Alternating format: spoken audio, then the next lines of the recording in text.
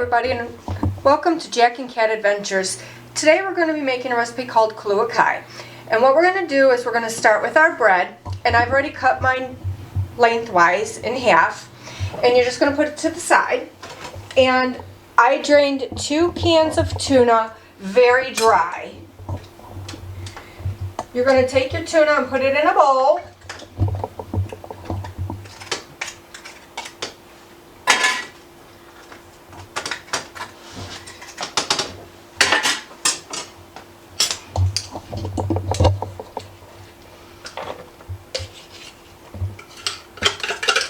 Now, if you feel once you make this and you like more of one thing and less of another, go ahead and make up your own. You cannot go wrong with this. It's very easy. It's like tuna salad, but amped up.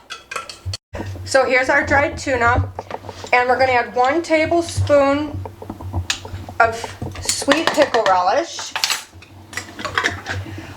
1 cup of mayo. I like to use Miracle Whip, but if you like Hellmann's or Dean's or whatever your preference is, go ahead and use that.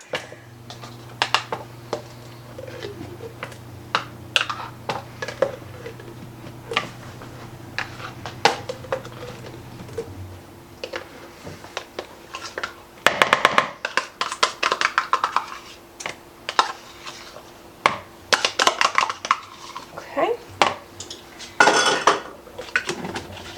And we need 2 teaspoons of yellow mustard. Now, like I said, if you don't like something, add less or don't add it. I know some people are really picky about their condiments, but everything melts together really well in this. You're not going to taste just one thing in it.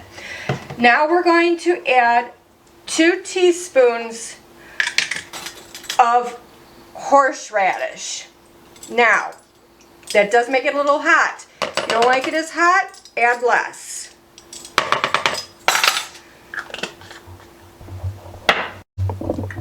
Now we're going to chop up some celery. It calls for a 1/2 cup.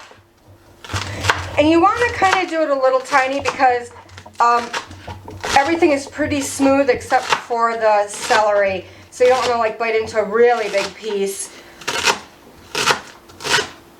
So what I do is I just clean all my celery and I cut them into stalks.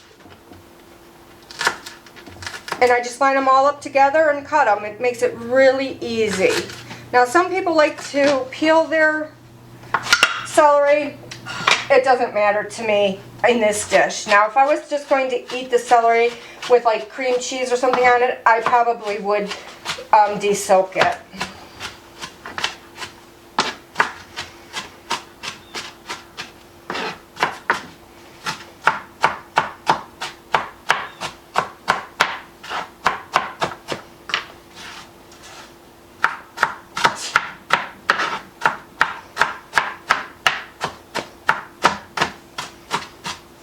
Okay, here's a 1/2 cup. I have a little left over, so I'm just going to throw it in.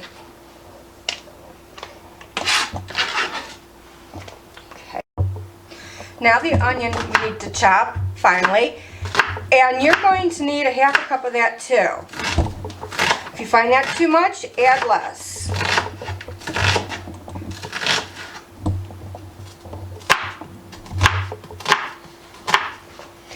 You want to preheat your oven to 350 while you're cutting all your ingredients. I find this is a really quick meal. If you don't have much time, you can throw some potato chips with it, or tater tots, or a nice salad of some sort. Even the orange fruit salad we made the other day, check back and you can look and see on Facebook and Instagram on that recipe. That would be fantastic with this recipe.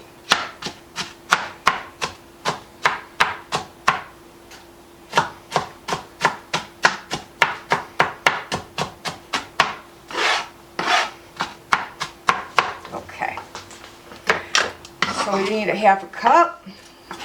And that was 1 small onion, and that's a half a cup. So you can gauge yourself on that. Let's just try and get the rest of this in.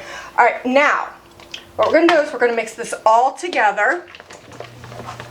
And make sure you really mix it together, because once you compress that tuna fish in the cans, it kind of becomes one big clump, and you need it spread out throughout your mixture so that it's spread out onto your bread.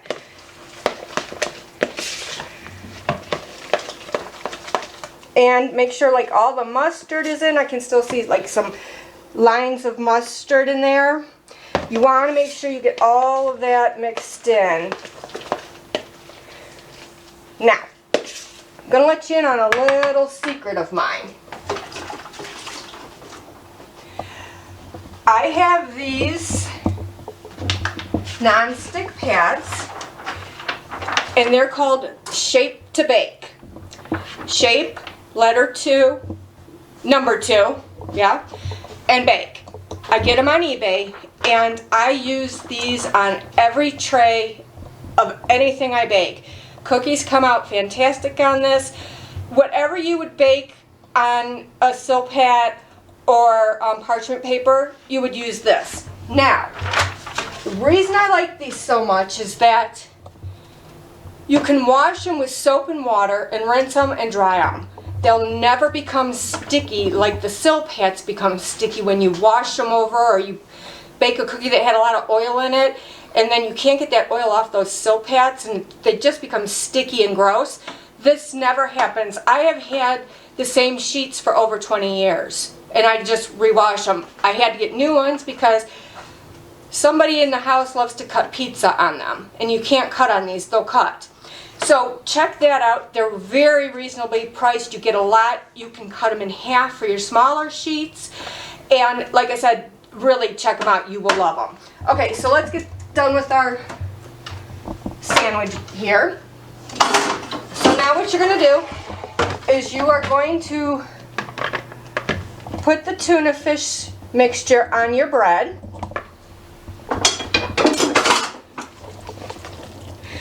And what I recommend is kind of just doing a light coat first, so you make sure you have enough for both pieces.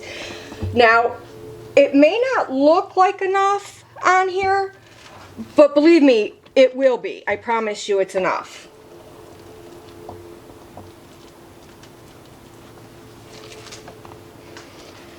Alright, so let's start on to the other one, so we make sure we have enough. My bread has a lot of air holes in it today, so my mixture is really filling in those holes. So what you want to do is just make sure you have it evenly spread out, as evenly as you can get it. It doesn't have to be perfect.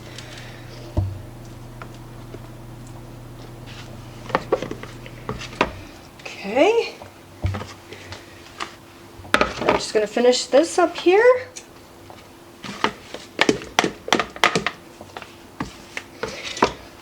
See, there's plenty here for 2 halves.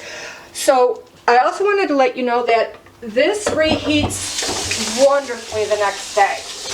All you have to do is wrap it in some foil and put it in the oven on 350 for probably about 5 to 10 minutes. Check it, because it gets hard crisp. I don't want to say hard, crisp pretty quickly, but it's delicious.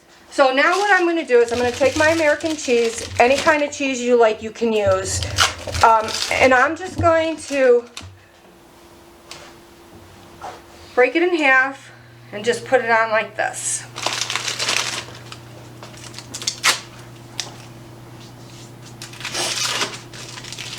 Okay. Now, if someone in your family doesn't like cheese, like me, leave it off.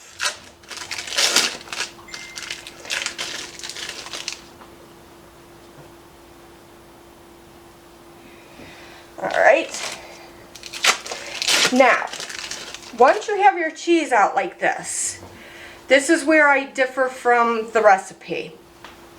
You can take whole, round, sliced pineapple in a can, drain it, and put it on a paper towel to dry it. And then what you do is you put your pineapple circle on your cheese, and then in the middle of the pineapple you would put a maraschino cherry and you would put it in the oven. So now I'm just going to do cheese, and I'm going to put it in the oven for 15 minutes or until the cheese is melted and kind of browned.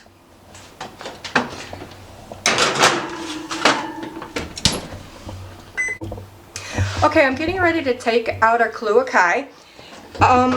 Mine went for 15 minutes. If you like yours a little bit lighter or browner, you go ahead and continue baking it. At this point, you can slice it up and it's ready to go. Remember, like, share, and comment, and you do you.